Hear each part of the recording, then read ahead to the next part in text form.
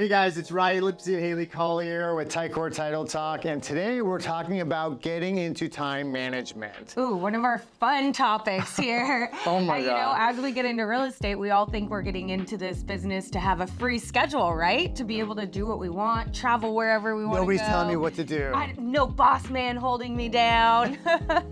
So we want to talk about time blocking and why it's so important, because when your schedule's all out of whack and you're kind of getting thrown off by going here and running around here, and then, oh, all of a sudden I have to go take my dog here or do all these things, it really makes your schedule out of whack, which what does that cause with results? Well, I mean, if you look at your schedule, your day-to-day activities as your to-do list, and the activities we do are going to yield the results we're going to get based on those activities. So if this is haphazard, inconsistent, then we can look for haphazard and inconsistent results. So I think step one in running a business, in running an entrepreneurship, is to get your schedule to match the goals that you're striving for, the aspirations you have for your business. So you have to create a space for those activities to live in your calendar, because if it's not on your calendar, it doesn't get done. I think we just did a class and we talked about, like, rule number one, first and foremost, it has to show up in your calendar, or chances are you're not going to do it. And I was at an event a couple weeks ago in Dallas for Tom Ferry,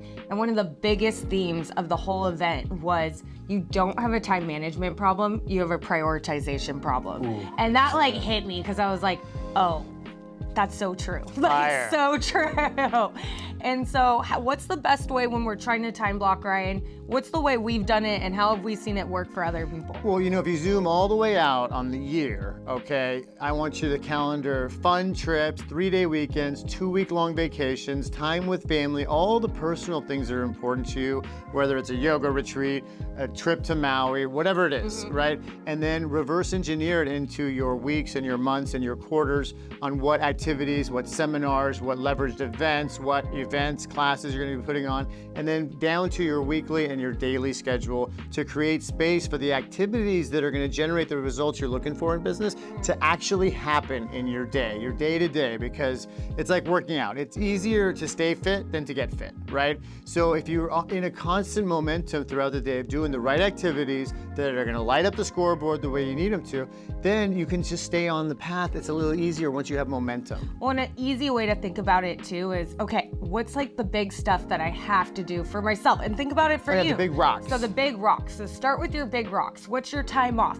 When are you gonna have your vacations? What are your big things like for the holidays? What day do you normally leave to go out of town to see family? That kind of stuff. That's the big rocks. Then you pebble it in, and that's where like the classes come in. When you have your hair appointments, like the personal time, like when's your gym time, when's that kind of stuff. And then all the sand is the daily activities that kind of filter in. So how many calls are you making? When do you wake up? When do you end your day? What are you doing with those hours? Because we all have the same amount of hours in the day, but how do you squeeze the sponge to really get the most out of those hours? Well, and I think of it like, you know, James Clear from Atomic Habits says, every action you take is a vote for the person you want to become. So if that's the case, and we all have the same 24 hours in a day, what actions am I taking in my life? Right? So good. It's got to show up in your day-to-day. So what we found is that time blocking, your prospecting lives in this time block. Your time off, your golf lives in this time block. Your end of day lives in that time block.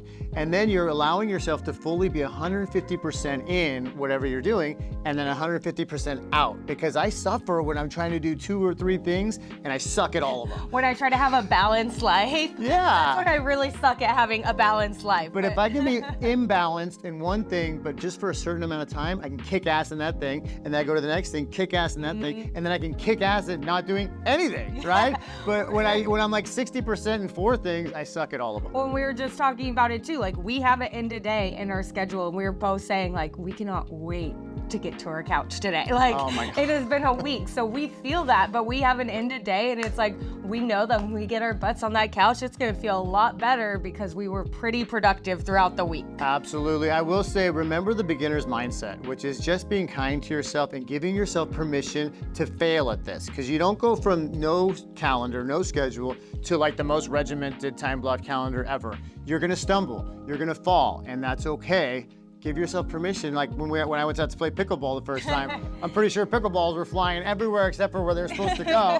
And we laughed because I gave myself permission to suck in pickleball because it was my first time. We just like to say, mess it up and figure it out. We use Yeah. another term, but we'll keep it fuck it up and PG. figure it out? Oh, Oh, there yeah. we go. So, give yourself the permission to fuck it up and you'll figure it out. Like, it will all be okay. I promise you. So if you need any examples, Haley has this really cool sheet from the Tom Ferry Summit, and we've got all kinds of ideas on time blocking and time management, how to get past procrastination. It's real easy. Just start. Set a timer, 5 minutes, do it for 5 minutes, and then you usually have momentum, right? And that's really because procrastination, we all have it. So time blocking is a way to really break through that as well. Yeah, oh Lord, we all have that. So that's where we have found that it really helps with the procrastination is having it show up in your calendar. Because if I know I have to make calls, I'm like, I'm just gonna get it done. It's in the calendar. Yeah, so hit us up because we're on the journey too. We could always be top grading and getting better, and would love to chat with you about your time blocking mechanisms. So until next time, I'm Haley. I'm Ryan. Thanks. Bye.